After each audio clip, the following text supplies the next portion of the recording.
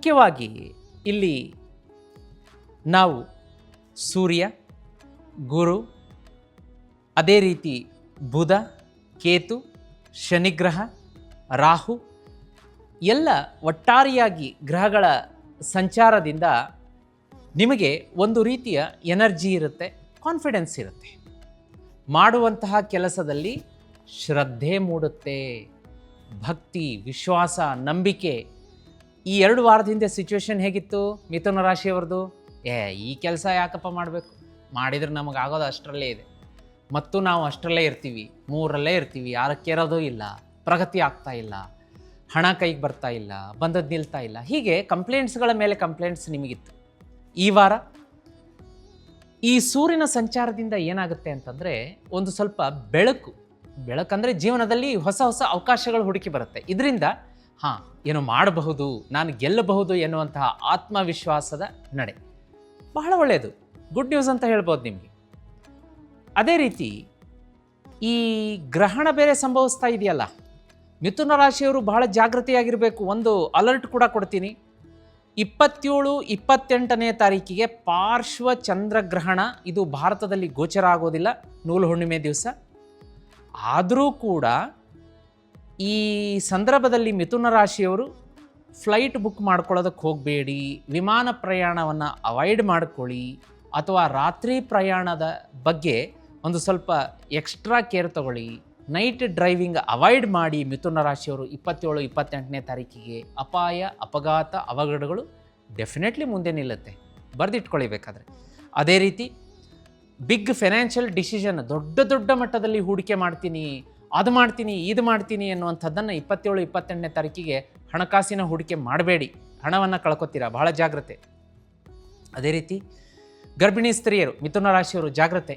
ಆ ದಿವಸ ಹರಿತಾದಂತಹ 27, 28ನೇ ತಾರೀಕು 2 ದಿವಸ ಚೂಪಾದ ವಸ್ತುಗಳು, ವೆಜಿಟೇಬಲ್ ಕಟ್ರಸ್ಗಳಾಗಿರ್ಬೋದು, ನೈಫ್, ಚೂರಿ, ಚಾಕು, ಸೂಜಿ ಟಚ್ ಮಾಡಬೇಡಿ, ಹಿಡಿಲು ಕೂಡ ಬೇಡಿ. 27, 28ನೇ ತಾರೀಕು ಹೊರಗಡೆ ಸುತ್ತಾಡೋದನ್ನು ಅವಾಯ್ಡ್ ಮಾಡಿ. ಗರ್ಭಿಣಿ ಸ್ತ್ರೀಯರು, ಮಿಥುನ ರಾಶಿಯವರು ತೀರಾ ಅನಿವಾರ್ಯ, ಡಾಕ್ಟರ್ ಹೇಳಿದ್ದಾರೆ, ಸ್ಕ್ಯಾನಿಂಗ್ ಹೋಗಬೇಕು, ಮಗದೊಂದು ಟೆಸ್ಟ್ಗೆ ಅಂದಾಗ ಮಾತ್ರ ಹೋಗಿ, ಇಲ್ಲ ಅಂದರೆ ಮನೆಯಲ್ಲೇ ಇದ್ದುಬಿಡಿ, ವಿಷ್ಣು ಸಹಸ್ರನಾಮ ಕೇಳ್ಕೊಳ್ಳಿ, ಬಹಳ ಜಾಗ್ರತೆ. ಹಾಗಾಗಿ ಇನ್ನು ಮುಂದಿನದಾಗಿ ನೋಡಲಿಕ್ಕಾಗಿ ನಾವು ಈ ಹಣಕಾಸು, ವೃತ್ತಿ, ವ್ಯಾಪಾರ, ವ್ಯವಹಾರ ಅಂತ ಬಂದಾಗ ನಿಮಗೆ ಈ ಸೆಪ್ಟೆಂಬರ್ ತಿಂಗಳಲ್ಲಿ, ಈ ಆಗಸ್ಟ್ ತಿಂಗಳು ಒಂದು ಸ್ವಲ್ಪ 31ರವರೆಗೆ ಸ್ವಲ್ಪ ಜಾಗೃತಿಯಾಗಿ, ಕೂಲಾಗಿ, ಮೈಲ್ಡಾಗಿದ್ದುಬಿಡಿ. ಸೆಪ್ಟೆಂಬರಲ್ಲಿ ಒಂದೇನೋ ಗುಡ್ ನ್ಯೂಸ್ ಬರಲಿಕ್ಕಿದೆ. ಜಾಬ್ ವಿಷಯದಲ್ಲಿ, ವೃತ್ತಿ ವ್ಯಾಪಾರ ವಿಷಯದಲ್ಲಿ ಇನ್ಕ್ರಿಮೆಂಟ್ದೋ ಅಥವಾ ಟ್ರಾನ್ಸ್ಫರ್ದೋ ಅಥವಾ ವ್ಯಾಪಾರ ಡಬಲ್ ಆಗುವಂಥದ್ದು ಗುಡ್ ನ್ಯೂಸ್ ಇದೆ. ಹಣಕಾಸಿನ ಹರಿವು ಹೆಚ್ಚಾಗುತ್ತೆ. ಅದ್ರ ಜೊತೆಗೆ ಆನ್ಸಿಸ್ಟರ್ ಪ್ರಾಪರ್ಟಿ ಸಿಗುವಂಥದ್ದು ಗುಡ್ ನ್ಯೂಸ್ ಅಲ್ವಾ? ಕಾಂಗ್ರ್ಯಾಚುಲೇಷನ್ಸ್ ಅಂತ ಹೇಳಕ್ಕೆ ಇಷ್ಟಪಡ್ತೀನಿ. ಅದೇ ರೀತಿ ಕರಿಯರ್ ಜಾಬಲ್ಲಿ ಏನಾಗುತ್ತೆ ಅಂತಂದರೆ, ಯಾವುದೋ ಒಬ್ಬ ಸ್ತ್ರೀಯಿಂದ ನಿಮ್ಮ ಕೆಲಸಕ್ಕೆ ಕಳಂಕ, ಆತಂಕ, ಕುತ್ತು, ಕಂಟಕ ಅಂತ ತೋರಿ ಬರ್ತಾ ಇದೆ. ಹಾಗಾಗಿ ಮಿಥುನ ರಾಶಿಯ ಪುರುಷರಿದ್ದರೆ ನಿಮ್ಮ ಸ್ತ್ರೀ, ಲೇಡಿ ಕೊಲಿಗ್ ಬಗ್ಗೆ ಜಾಗೃತಿಯಾಗಿರಿ. ನೀವಾಯಿತು, ನಿಮ್ಮ ಕೆಲಸ ಆಯಿತು ಅಂತ ಇದ್ದುಬಿಡಿ. ಅಥವಾ ಮಿಥುನ ರಾಶಿಯ ಸ್ತ್ರೀಯರಾದರೆ ನಿಮ್ಮ ಅನದರ್ ಲೇಡಿ ಕೊಲಿಗ್ ಬಗ್ಗೆ ಒಂದು ಕಣ್ಣಿಟ್ಟಿರಿ, ಬಹಳ you have to be very careful. ಇನ್ನು ಆರೋಗ್ಯ ಅಂತ ಬಂದಾಗ ಏನಾಗುತ್ತೆ ಅಂತಂದರೆ, ಇಲ್ಲಿ ಸ್ಟೆಮಿನಾ ಚೆನ್ನಾಗಿರುತ್ತೆ, ಶಕ್ತಿ, ಎಲ್ಲ ರೀತಿಯಾದಂತಹ ಗುಡ್ ಅಂತ ಹೇಳ್ಬೋದು. ಆದರೆ ಈ ಗ್ರಹಣ ಏನು ಬರುತ್ತೆ ನೋಡಿ, ಆ ಗ್ರಹಣದ ಆಸುಪಾಸು ಹಿಂದೆ ಮುಂದೆ ಕರೆಕ್ಟಾಗಿ ಹೊಟ್ಟೆಗೆ ಸಂಬಂಧಿಸಿದಂತಹ ಒಂದು ಅನಾರೋಗ್ಯ ಸಮಸ್ಯೆ ಕಾಡುತ್ತೆ. ಇಂಡೈಜೆಷನ್ ಆಗಲಿ, ವಾಮಿಟಿಂಗ್ ಸೆನ್ಸೇಷನ್ ಆಗಲಿ, ಡಿಸೆಂಟ್ರಿ ಆಗಲಿ, ಫುಡ್ ಪಾಯ್ಸನ್, ಈ ಥರದ್ದು ಸ್ವಲ್ಪ ನೋಡ್ಕೋಬೇಕಾಗತ್ತೆ. ಅದೇ ರೀತಿಯಾಗಿ ಕೌಟುಂಬಿಕ ಅಂತ ಬಂದಾಗ ಸ್ವಲ್ಪ ಸ್ಮಾಲ್ ಟೆನ್ಷನ್ಸ್ ಇರುತ್ತೆ ಮನೆಯಲ್ಲಿ, ಮಕ್ಕಳ ವಿಚಾರದ ಕುರಿತು. ಮಕ್ಕಳು ಓದ್ತಾ ಇಲ್ಲ, ಅಥವಾ ಹಾಸ್ಟೆಲಲ್ಲಿ ಇದ್ದವರು ವಾಪಸ್ ಬರ್ತೀನಿ ಅಂತ ಹಠ ಮಾಡ್ತಾ ಇದ್ದಾರೆ, ಅಥವಾ ಮಗ ಬಿದ್ದು ಕಾಲಿಗೆ ಗಾಯ ಮಾಡಿಕೊಂಡ, ಮಗಳು ಯಾಕೋ ಕಾಲೇಜ್ಗೆ ಹೋಗ್ತಾ ಇಲ್ಲ, ಈ ರೀತಿಯಾಗಿ ಮಕ್ಕಳ ವಿಚಾರದಲ್ಲಿ ಸ್ವಲ್ಪ ಟೆನ್ಷನ್ ಅಂತ ತೋರಿಸುತ್ತೆ. ಅದನ್ನು ಸ್ಮಾರ್ಟಾಗಿ ಹ್ಯಾಂಡಲ್ ಮಾಡ್ಕೊಳ್ಳಿ. ಈಗ ನಾವು ಇಲ್ಲಿ ಒಂದು ರೆಮಿಡೀಸ್ಗಳಂತ ನೋಡಲಿಕ್ಕೆ ಬಂದಾಗ ಈ ವಾರದ ರೆಮಿಡೀಸ್ಗಳನ್ನು ನೋಡೋಣ. ಅದಕ್ಕಿಂತ ಮುಂಚಿತವಾಗಿ ಲಕ್ಕಿ ಎಲಿಮೆಂಟ್ಸ್ ನೋಡಲೇಬೇಕಲ್ಲ. ಮಿಥುನ ರಾಶಿಯವರಿಗೆ ಈ ವಾರ ಹಳದಿ ಬಣ್ಣ ಮತ್ತು ನೀಲಿ ಬಣ್ಣ ಎರಡೂ ಆಗುತ್ತೆ. ನಂಬರ್ 3, 8, 11 ಈ ವಾರ ಶುಭ. ನಿಮಗೆ ಪಶ್ಚಿಮ ದಿಕ್ಕಿನಿಂದ ಮತ್ತು ವಾಯುವ್ಯ ದಿಕ್ಕಿನಿಂದ ಗುಡ್ ನ್ಯೂಸ್ ಬರುತ್ತೆ ಅಂತ ಹೇಳುತ್ತೆ. ಹಾಗಾಗಿ ಈ ವಾರ ಪೂರ್ತಿ ನೀವು ಮನೆಯಿಂದ ಹೊರಟ ತಕ್ಷಣ ಪಶ್ಚಿಮ ದಿಕ್ಕಿಗೆ 2 ಹೆಜ್ಜೆ ಹಾಕಿ ನಿಮ್ಮ ಕೆಲಸಕ್ಕೆ ಹೋಗೋದರಿಂದ ಎಲ್ಲ ಕೆಲಸಗಳು ಸುಗಮ ಆಗುತ್ತೆ. ಮತ್ತು ವಾರದ ರೆಮಿಡಿಯನ್ನು ನೋಡ್ಲಿಕ್ಕೆ ಬಂದಾಗ ಈ ಶ್ರಾವಣ ಮಾಸ ಅಂತೂ ಆರಂಭ ಆಗಿದೆ.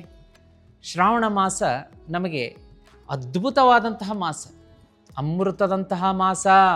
ಒಂದೊಂದು ದಿನ ಕೂಡ ವೈಬ್ರೇಷನ್ ಹೆಂಗಿರುತ್ತೆ, ಅದ್ಭುತವಾಗಿರುತ್ತೆ. ಯಾಕೆಂದರೆ ಹೇಳಿ, ಸಾಕ್ಷಾತ್ ಪರಮೇಶ್ವರ, ಈಶ್ವರ, ಭಗವಂತ ಬೋಲೆಶಂಕರ ಭಕ್ತರ ಕಷ್ಟಗಳನ್ನು ಆಲಿಸೋದಕ್ಕೋಸ್ಕರ, ಕೇಳೋದಕ್ಕೋಸ್ಕರ ಸ್ವತಃ ಕೂರ್ತಾನೆ ಎನ್ನುವಂತಹ ನಂಬಿಕೆ ಇರುವಂತಹ ಮಾಸ.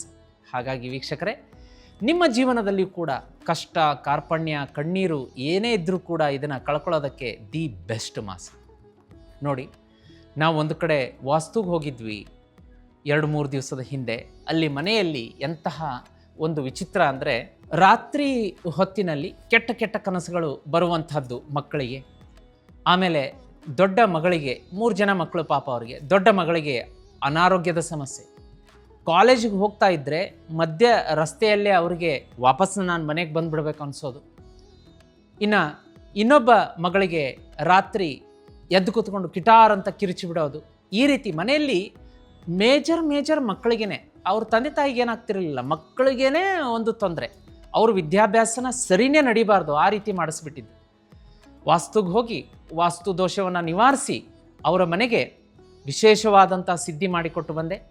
ವೀಕ್ಷಕರೇ, ಇದರ ಹಿಂದೆ ಇನ್ನೂ ಒಂದು ರಹಸ್ಯ ಅಡಗಿದೆ. ಏನಪ್ಪ ಅಂದರೆ, ಯಾವಾಗ ಅವರು ಮಹಾಲಕ್ಷ್ಮಿ ಶ್ರೀಚಕ್ರ ಯಂತ್ರವನ್ನು ನಮ್ಮ ಕೈಯಿಂದ ಬುಕ್ ಮಾಡಿಸಿ ಪೂಜೆಗಿಡಿಸಿ ಮನೆಗೆ ತರಿಸ್ಕೊಂಡ್ರು, ಆ ಮಕ್ಕಳ ಒಂದೊಂದು ಸಮಸ್ಯೆ ತೀರ್ತಾ ಬಂತು. ಏನು ಅರ್ಧಕ್ಕೆ ಹೋಗಿ ವಾಪಸ್ ಬರ್ತಾ ಇದ್ಲು ಮಗಳು ಕಾಲೇಜಿಗೆ ಹೋಗಿ, ಶ್ರೀಚಕ್ರ ಯಂತ್ರ ಮನೆಗೆ ಹೋದ್ಮೇಲೆ ಕಾಲೇಜಿಗೆ ಕಂಪ್ಲೀಟ್ ಹೋಗಿ ಸ್ಟಡಿಯನ್ನು ಕಂಟಿನ್ಯೂ ಮಾಡ್ತಾ ಇದ್ದಾಳೆ. 2ನೇ ಮಗಳಿಗೆ ರಾತ್ರಿ ಕಿಟಾರ್ ಅಂತ ಕಿರಿಚುವಂಥದ್ದು ಕನಸು. ಈ ರೀತಿಯಾದಂಥ ಸಮಸ್ಯೆ ದೂರ ಬಗೆಹರಿತು.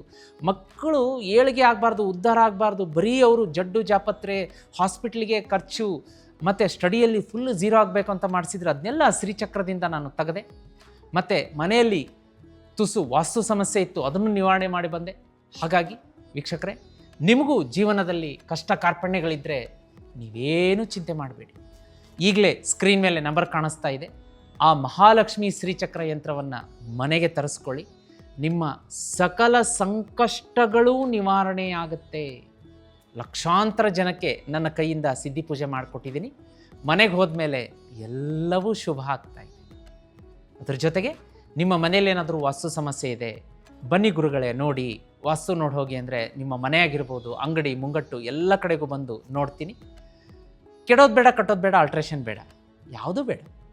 ಅದಿಲ್ಲದೇನೆ ವಾಸ್ತು ಸಜೆಷನ್ ಕೊಡ್ತೀನಿ. ಬುಕ್ ಮಾಡ್ಕೊಳ್ಳೋದಕ್ಕೆ ಸ್ಕ್ರೀನ್ ಮೇಲೆ ನಂಬರ್ ಕಾಣಿಸ್ತಾ ಇದೆ. ವಾಸ್ತು ಮತ್ತು ಶ್ರೀಚಕ್ರ ಬುಕ್ ಮಾಡ್ಕೊಳ್ಳೋದಕ್ಕೆ ಒಂದೇ ನಂಬರ್ ಇರುತ್ತೆ, ಬುಕ್ ಮಾಡಿ. ಈಗ ವಾರದ ರೆಮಿಡೀಸ್ಗಳಂತ ಬಂದಾಗ ವೀಕ್ಷಕರೇ, ಈ ವಾರ ನೀವು ಗಣೇಶನ ಆರಾಧನೆಯನ್ನು ಮಾಡ್ಕೋಬೇಕು. ಮಿಥುನ ರಾಶಿಯವರು ಬರುವಂತಹ ಬುಧವಾರ ಗಣೇಶನ ದೇವಸ್ಥಾನಕ್ಕೆ ಹೋಗಿ 21 ಗರಿಕೆಯನ್ನು ಪೂಜೆಗೆ ಕೊಟ್ಟು ಬನ್ನಿ. ಇನ್ನು ವಾರ ಪರ್ಯಂತ ಪ್ರತಿದಿನ ಬೆಳಗ್ಗೆ ಜೀತ್ ಮೀಡಿಯಾ ನೆಟ್ವರ್ಕಲ್ಲಿ ಗಜೇಂದ್ರ ಮೋಕ್ಷ ಮತ್ತು ವಿಷ್ಣು ಸಹಸ್ರನಾಮ ಸ್ತೋತ್ರ ಅಪ್ಲೋಡ್ ಆಗಿದೆ. ಅದನ್ನು ಬೆಳಗ್ಗೆ ಸಂಜೆ ತಪ್ಪದೇ ಕೇಳಿ. ಅದರ ಜೊತೆಗೆ ಕೃಷ್ಣ ಮಧುರಾಷ್ಟಕಂ, ಶ್ರೀ ಕೃಷ್ಣ ಮಧುರಾಷ್ಟಕಂ ಅಂತ ಅಪ್ಲೋಡ್ ಆಗಿದೆ, ಅದನ್ನು ಕೂಡ ಕೇಳಿ. ಈ 3 ಸ್ತೋತ್ರ ಈ ವಾರ ಪೂರ್ತಿ ಫಾಲೋ ಮಾಡಿ.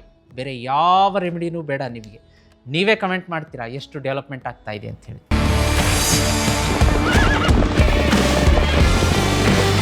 ಜೀತ್ ಮೀಡಿಯಾ ನೆಟ್ವರ್ಕ್ ಎಂದೆಂದಿಗೂ ನಿಮ್ಮೊಂದಿಗೆ.